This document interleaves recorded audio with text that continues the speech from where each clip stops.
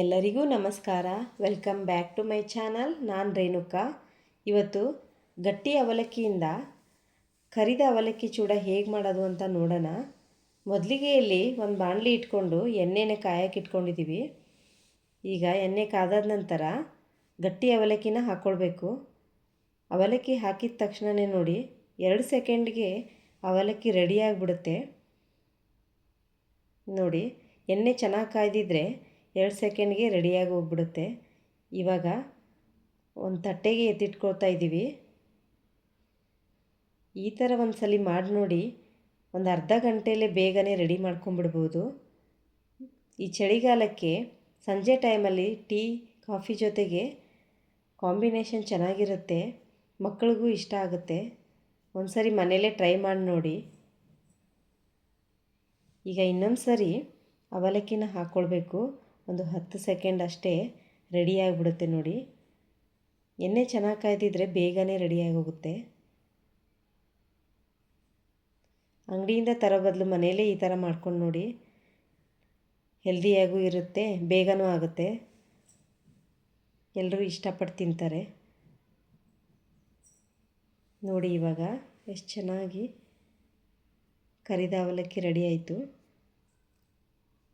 ಈಗ ಅದೇ ತಟ್ಟೆಗೆ ಎತ್ತಿಟ್ಕೊಳ್ಬೇಕು.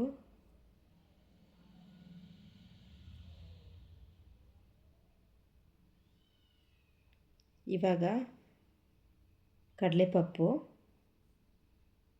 ಕಡಲೆಪಪ್ಪನ್ನ ಎಣ್ಣೆಲಿ ಚೆನ್ನಾಗಿ ಫ್ರೈ ಮಾಡ್ಕೊಳ್ಬೇಕು. ಕಡಲೆಪಪ್ಪು, ಕಡಲೆಬೀಜ, ಒಣ ಕೊಬ್ಬರಿ ಎಲ್ಲ ಸೇರಿಸೋದ್ರಿಂದ ಟೇಸ್ಟ್ ತುಂಬ ಚೆನ್ನಾಗಿರುತ್ತೆ. ಒಂದ್ಸಲಿ ಟ್ರೈ ಮಾಡಿ ನೋಡಿ. ಇವಾಗ ನೋಡಿ, ಅದೇ ತಟ್ಟೆಗೆ ಪಪ್ಪನ್ನ ಸೇರಿಸ್ಕೊಂಡಿದ್ದೀನಿ. ಕಡಲೆಬೀಜನೂ ಅಷ್ಟೇ ನೀಟಾಗಿ ಫ್ರೈ ಮಾಡ್ಕೊಳ್ಬೇಕು. ಎಣ್ಣೆ ಕಾದಿರೋದ್ರಿಂದ ನೋಡ್ಕೊಂಡು ಫ್ರೈ ಮಾಡ್ಕೊಳ್ಳಿ. ಕಡಲೆಬೀಜ ಜಾಸ್ತಿ ಫ್ರೈ ಆಗಿಬಿಟ್ರೆ ಸೀದೋದ್ರೆ ಟೇಸ್ಟ್ ಚೆನ್ನಾಗಿರಲ್ಲ.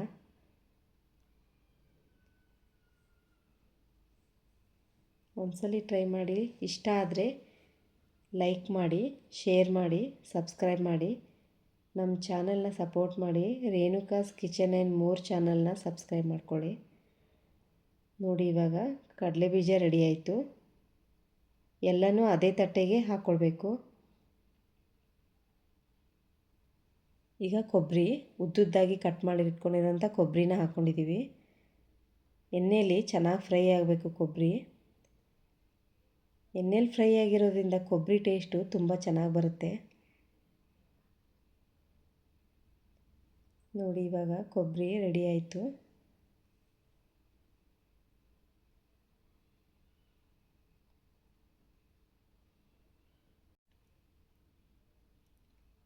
ಬೆಳ್ಳುಳ್ಳಿ, ಜಜ್ಜಿಟ್ಕೊಂಡಿರೋವಂಥ ಬೆಳ್ಳುಳ್ಳಿನ ಚೆನ್ನಾಗಿ ಫ್ರೈ ಮಾಡಿ ಹಾಕ್ಕೊಳ್ಬೇಕು.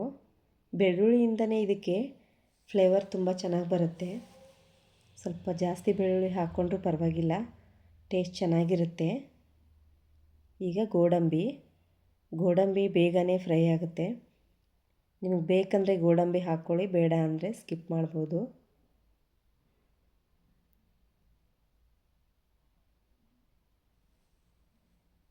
ನಿಮಗೆ ಅವಲಕ್ಕಿನ ನೋಡಿದ್ರೆ ಸ್ವಲ್ಪ ಎಣ್ಣೆ ಜಾಸ್ತಿನೇ ಹಿಡ್ದಿದೆಯಲ್ಲ ಅಂತ ಅನಿಸುತ್ತೆ. ಆದರೆ ಎಣ್ಣೆ ಹಿಡ್ದಿರೋದು ಆಮೇಲೆ ನೀವು ಉಪ್ಪು ಖಾರ ಎಲ್ಲ ಸೇರಿಸಿದ ಮೇಲೆ ಡ್ರೈ ಆಗಿಬಿಡುತ್ತೆ. ನಿಮಗೆ ಎಣ್ಣೆನೇ ಇದು ಹಿಡ್ದಿಲ್ಲ ಅನ್ನೋ ಥರ ಅನಿಸುತ್ತೆ. ಈಗ ನೋಡಿ, ಕರಿಬೇವನ್ನ ಹಾಕ್ಕೊಂಡಿದ್ದೀನಿ ಎಣ್ಣೆಯಲ್ಲಿ ಫ್ರೈ ಮಾಡಿ. ಫ್ರೆಶ್ ಆಗಿರೋ ಕರಿಬೇವನ್ನ ತಗೊಳ್ಳಿ.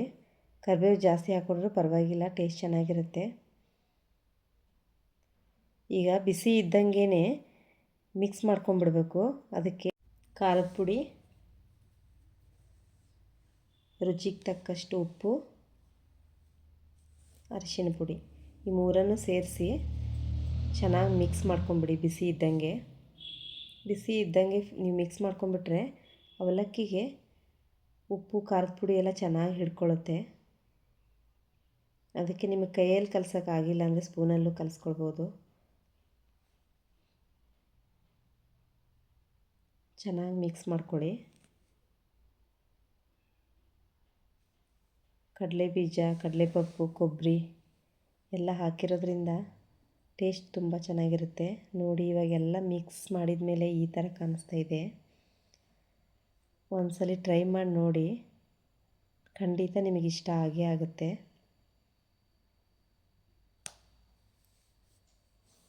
ಇಷ್ಟ ಆದರೆ ಲೈಕ್ ಮಾಡಿ, ಕಮೆಂಟ್ ಮಾಡಿ. ರೇಣುಕಾಸ್ ಕಿಚನ್ ಆ್ಯಂಡ್ ಮೋರ್ ಚಾನಲ್ನ ಸಬ್ಸ್ಕ್ರೈಬ್ ಮಾಡ್ಕೊಳ್ಳಿ. ಎಲ್ಲರಿಗೂ ಧನ್ಯವಾದಗಳು. ಬಾಯ್.